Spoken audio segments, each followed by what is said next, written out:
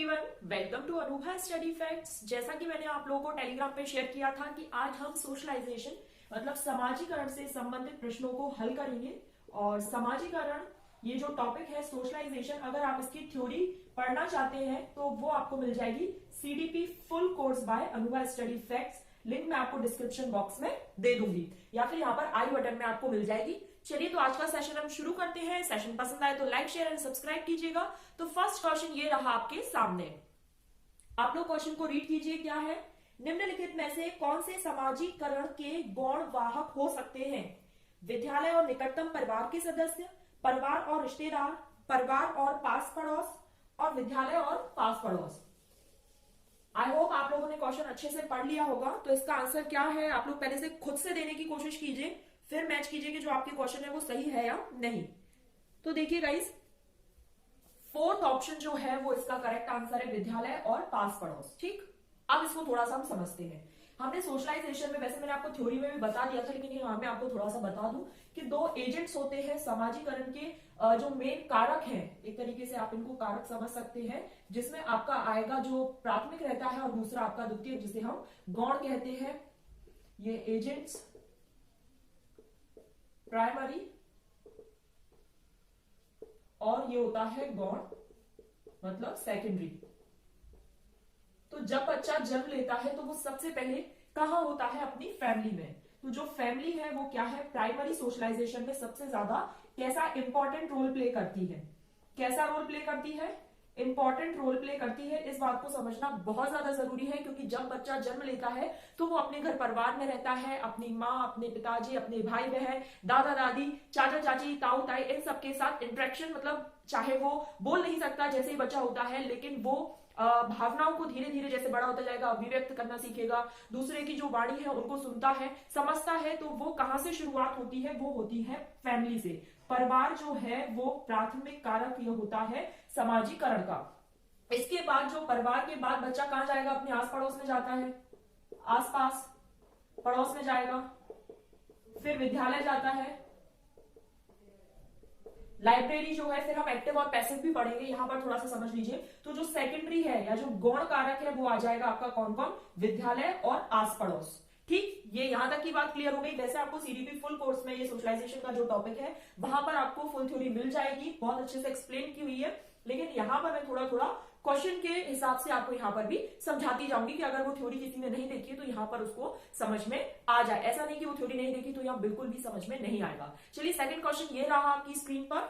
Second question है, बच्चे के समाजीकरण में जो परिवार है वो कैसी भूमिका निभाता है? रोमांचकारी, मुख्य, गौण, कम महत्वपूर्ण।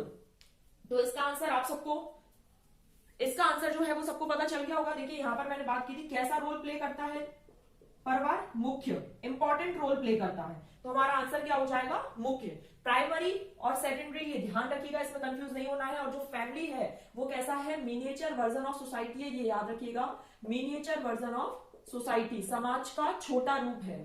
मिनिएचर वर्जन ऑफ सोसाइटी कौन है? तो ये है फैमिली। ठीक, यहां तक याद रखिएगा। यहां तक की बात क्लियर हो गई है। तो हम थर्ड क्वेश्चन पर आ जाते हैं। डैश एक प्रक्रिया है जिसके माध्यम से मानव शिशु समाज के सक्रिय सदस्य के रूप में निष्पादन करने के लिए आवश्यक कौशलों का अर्जन करना प्रारंभ करता है। विकास, समाजीकरण, सीखना या फिर परिपक्वता। तो देखिए गाइस, आप सबको ये जो टॉपिक पढ़ रहे हैं, वैसे तो इससे क्लियर हो जाएगा कि भाई जब हम समाजीकरण का टॉपिक पढ़ रहे हैं तो इसका आंसर समाजीकरण ही होना चाहिए। लेकिन इसको थोड़ा सा समझना है। मैंने आपको बताया था कि जो मानव शिशु है वो समाज के सक्रिय सदस्य के रूप में निष्पादन करने के लिए आवश्यक कौशलों का जो अर्जन करता है, तो हमारा आंसर क्या होगा? समाजीकरण। सेकंड ऑप्शन इसका करेक्ट आंसर होगा। ये definition as it is exam में पूछी गई है, तो आप इसको याद रखिएगा। और समाजीकरण से 2 से 3 नंबर के क्वेश्चन बनते हैं। 2 नंबर में तो क्वेश्चन बनता ही, मतलब 2 क्वेश्चन तो बनते ही हैं। तो आपको समाजीकरण से ऐसा नहीं है कि इस टॉपिक को छोड़ दिया जाए, बहुत इजी है, बहुत ज्यादा टफ नहीं है। बस थोड़ा सा समझना है कि प्राइमरी कौन सा है, सेकेंडरी कौन सा है। और इसमें रटने वाली बात नहीं है। प्राइमरी जो है वो फैमिली है, फैमिली के जो बिल्कुल रिलेटिव्स फैमिली मेंबर्स हैं वो भी प्राइमरी में आएंगे। अदर दिन प्राइमरी की बात करेगा तो वो सेकेंडरी में आ जाएंगे। चलिए नेक्स्ट क्वेश्चन ये रहा आपके सामने, तो पढ़ते हैं क्वेश्चन को। विद्यालय और समाजीकरण के बारे में निम्नलिखित में से क्या सही है? फर्स्ट है विद्यालय समाजीकरण का एक महत्वपूर्ण कारक है, बात तो ठीक है। समाजीकरण में विद्यालय की कोई भूमिका नहीं, बिल्कुल गलत। समाजीकरण में विद्यालय की बहुत थोड़ी भूमिका है, ये भी गलत। और विद्यालय समाजीकरण का पहला मुख्य कारक है। तो इसको देखिए, आप लोग सबसे पहले खुद से आंसर देने की कोशिश कीजिए कि क्या होगा, फिर हम यहां पर समझते हैं। तो इसका जो आंसर है वो फर्स्ट ऑप्शन है कि जो स्कूल है वो कैसा है, सेकेंडरी कारक है। तो ये ऐसा तो नहीं कि बिल्कुल भी इंपॉर्टेंट ना हो, मतलब लीस्ट भी नहीं हो सकता और मोस्ट इंपॉर्टेंट भी नहीं हो सकता, लेकिन ये है कि बहुत हद तक जो है वो स्कूल जो है वो सोशलाइजेशन की प्रोसेस को प्रभावित करता है। नेक्स्ट क्वेश्चन ये रहा।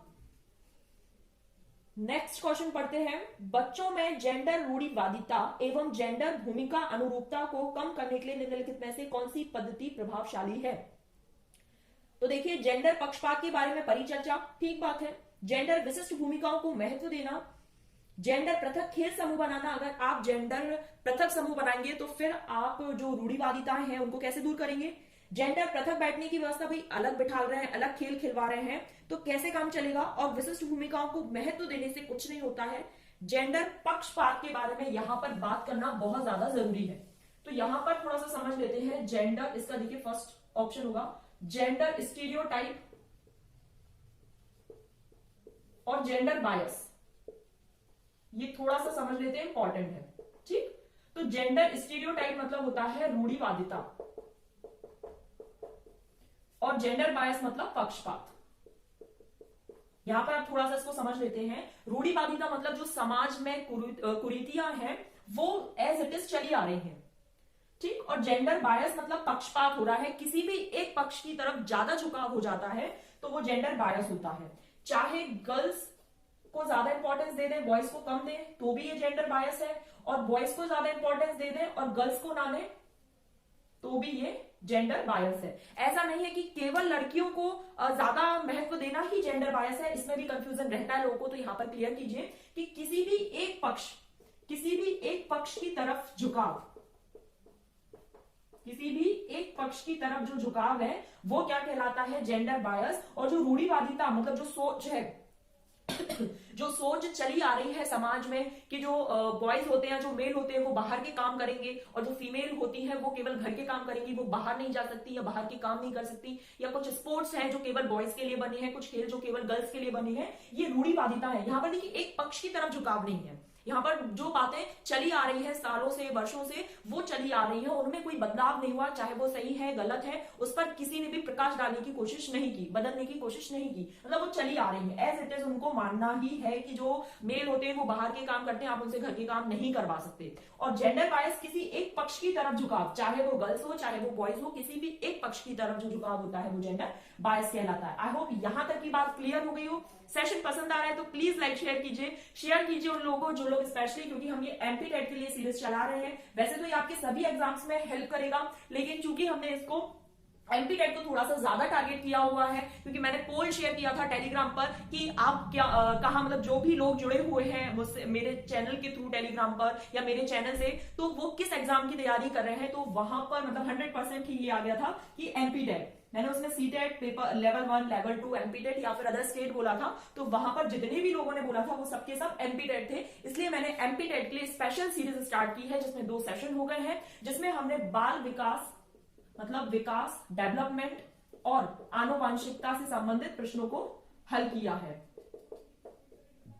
विकास एवं आनुवांशिकता से संबंधित प्रश्नों को हल किया है। आज हम समाजीकरण से संबंधित प्रश्नों को हल कर रहे हैं। यहां तक की बात क्लियर हो गई। चलिए नेक्स्ट क्वेश्चन ये रहा आपके सामने। नेक्स्ट क्वेश्चन है, समाज में विभिन्न लिंगों के लिए उपयुक्त मानी जाने वाली प्रारूपिक विशेषताओं के बारे में जन सामान्य की जो अवधारणाएं हैं उनको हम क्या बोलेंगे? देखिए अभी मैंने आपको जस्ट बताया था कि जो रिवाज है या जो कुरीतियां हैं जो वर्षों से चली आ रही है, तो समाज में विभिन्न लिंगों के लिए उपयुक्त मानी जाने वाली, ठीक, विभिन्न लिंगों के लिए उपयुक्त मानी जाने वाली प्रारूपिक विशेषताओं के बारे में जन सामान्य की जो अवधारणाएं हैं तो वो क्या कहलाएंगी? तो चलिए आपको इसका आंसर बहुत अच्छे से मिल गया होगा, पता चल गया होगा, क्योंकि इसी क्वेश्चन में हमने डिस्कस करा है कि इसका आंसर क्या होगा। इसका आंसर होगा ऑप्शन नंबर 4, रूढ़िवादिताएं। जो जेंडर स्टीरियोटाइप है रूढ़िवादिता मतलब जो लोगों की सोच है उनके अनुरूप, उनके जेंडर के अनुरूप, मतलब जैसा उनका जेंडर है उसके अनुरूप उनके कार्य डिसाइड होते हैं, वो क्या काम करेंगे क्या नहीं करेंगे, इस तरीके से ये रूढ़िवादिता चली आ रही है। और ये वर्षों से चली आ रही है कि जो मेल है वो केवल आउटसाइड का काम कर सकते हैं, बाहर का, और जो फीमेल है वो घर में रहकर घर के काम करेंगी। तो इस तरीके से जो सोच है वो क्या कहलाता है, जेंडर स्टीरियोटाइप, रूढ़िवादिता। नेक्स्ट क्वेश्चन ये रहा आप लोगों के सामने। हाल ही में पाठ्यचर्या में ऐसी कहानियों को शामिल करने के लिए विवेकशील प्रयास किया गया है जिसमें पिता घर के कार्यों में लगा रहता है और माता साहसी गतिविधियों को करती है। ये कदम किसके लिए है? तो आप लोग खुद बताइए। जेंडर पक्षपात को सशक्त बनाएगा। तो यहां पर पक्षपात की तो बात आ ही नहीं रही। पक्षपात की तो बात तब आती ना जब मेल बाहर के ही काम कर रहा है और फीमेल केवल घर के। जेंडर रूढ़िवादिता को समाप्त कर रहा है, बिल्कुल सही बात है। जेंडर स्थिरता को प्रोत्साहित कर रहा है, तो ऐसा बिल्कुल नहीं है। और जेंडर विभेदीकरण को बढ़ाता है, बिल्कुल नहीं है। तो देखिए गाइस, आपने क्वेश्चन अच्छे से रीड कर लिया होगा और यहां तक की बात समझ भी आ गई होगी, और सेकंड जो है वो पता चल गया होगा कि जो मेल है उनको घर के काम में लगा दिया गया या उनको घर के काम करते हुए देखा गया, और जो फीमेल है वो साहसी काम कर रही है, मतलब बाहर के काम कर रही है या फिर कुछ ऐसे काम जिनमें बहुत ज्यादा साहस की जरूरत है, कुछ ऐसे काम कर रही है, और मेल जो है वो घर का काम कर रहे हैं। तो रूढ़िवादिता क्या कहती है कि मेल जो है वो साहसी काम करेगा और फीमेल जो है वो घर के काम करेगी। लेकिन यहाँ पर तो ऑपोजिट हो रहा है, मतलब ये कहीं ना कहीं जो रूढ़िवादिता चली आ रही है उसको समाप्त करने की ओर बात कर रहा है। ये रूढ़िवादिता को समाप्त करने की बात कर रहा है। मतलब यहाँ पर जो फीमेल है वो साहसी काम कर रही है, जबकि फीमेल का क्या बना रखा है, जो दायरा है वो केवल घर तक सीमित है कि वो घर के ही काम करेंगी, और जो मेल है उनको साहसी काम के लिए बना रखा है कि वो घर के बाहर है, मतलब जो घर के बाहर के काम होते हैं वही कर सकते हैं और वही करेंगे। तो यहाँ पर ये ऑपोजिट हो गया, मतलब रूढ़िवादिता जो बनी हुई है उसको समाप्त करने की बात इस प्रश्न में कही जा रही है। चलिए यहाँ तक की बात क्लियर हो गई। तो गाइस एक लाइक बनता है, लाइक से केवल मोटिवेशन मिलता है, और मोटिवेशन जो है वो आगे नई नई वीडियोस को लाने के लिए बहुत ज्यादा जरूरी रहता है। तो आप लोग फिर खुद ही समझदार है, जितना आप ज्यादा मोटिवेटेड मुझे फील कराएंगे उतना ही ज्यादा वीडियोस लेकर आऊंगी मैं, और मैं भी मोटिवेटेड फील करती रहूंगी। चलिए नेक्स्ट क्वेश्चन ये रहा आप लोगों के सामने। तो नेक्स्ट क्वेश्चन क्या है गाइस, आप लोग पढ़िए और इसका आंसर खुद से देने की कोशिश कीजिए। वह प्रक्रिया जिसके द्वारा बच्चे आदतों, कौशलों, मूल्यों तथा अभिप्रेरणा को विकसित करते हैं और जो उन्हें समाज का जिम्मेदार एवं क्रियाशील सदस्य बनाती है, क्या कहलाती है? तो देखो गाइस, इससे पहले हमने समाजीकरण की एक अलग डेफिनेशन देखी थी, यहां से हमने समाजीकरण की दूसरी डेफिनेशन देखी है। मतलब बच्चों को जो समाजीकरण है वो बच्चों को जिम्मेदार बनाएगी, उन्हें किस तरीके से लोगों के साथ इंटरेक्शन करना है, बातचीत करनी है, कौशल सिखाती है। तो ये प्रोसेस क्या है? समाजीकरण। जिम्मेदार बनाएगी। आप समाज में रहते हैं, समाज में कैसे, क्यों? क्योंकि जो फैमिली है वो क्या है, समाज के अंतर्गत आती है, सोसाइटी के अंतर्गत आती है, और ये मिनिएचर वर्जन है, जैसा अभी हमने पढ़ा miniature version of society. Miniature version of society family है। बच्चा कहां जन्म लेगा? सबसे पहले फैमिली में लेगा। तो वहां क्या होता है, जैसे जैसे बच्चा बड़ा होता जाता है, उठने बैठने के तौर तरीके, खाने पीने का, रहने का, ये सब ढंग सीखता जाता है और अपने आप को उसके अनुरूप से अपने आप को ढालने की कोशिश करता है और चीजों को इंटरनलाइज करता है। क्या करता है? इंटरनलाइज करता है, ये बहुत अच्छा वर्ड है। चीजों को आत्मसात करता है, अपने आप को समायोजन या समायोजित करता है। तो ये सब किसकी प्रक्रिया के अंतर्गत आएगा? समाजीकरण की, सोशलाइजेशन की प्रोसेस के अंतर्गत। चलिए नेक्स्ट क्वेश्चन है, परिवार एवं पास पड़ोस बच्चों के समाजीकरण की क्या है? मनोवैज्ञानिक एजेंसियां, प्राथमिक एजेंसियां, मध्य एजेंसियां या फिर द्वितीयक एजेंसियां? तो देखिए, अब इसमें से बहुत से लोगों को डाउट होगा, क्योंकि अभी हमने ये पढ़ा था कि जो स्कूल है और जो आस पड़ोस है वो आ जाती है हमारी सेकेंडरी में, और प्राइमरी में आती है क्या? फैमिली। तो ध्यान रखिएगा, आस पड़ोस मतलब जो हमारा पड़ोस है वो भी एक क्या है? फैमिली। तो बच्चा एक फैमिली से दूसरी फैमिली में जा रहा है, लेकिन अगर इस पड़ोस के साथ दूसरी ऐसी चीज जुड़ जाए, विद्यालय जुड़ गया, तो ये क्या बन गया? गौण। लेकिन अगर ये फैमिली के साथ है, जो कि हमेशा प्राइमरी एजेंट रहने वाली है, प्राइमरी एजेंट रहने वाली है, प्राइमरी एजेंसी रहने वाली है, उसके साथ अगर पड़ोस जुड़ जाएगा तो वो भी प्राइमरी बन जाता है।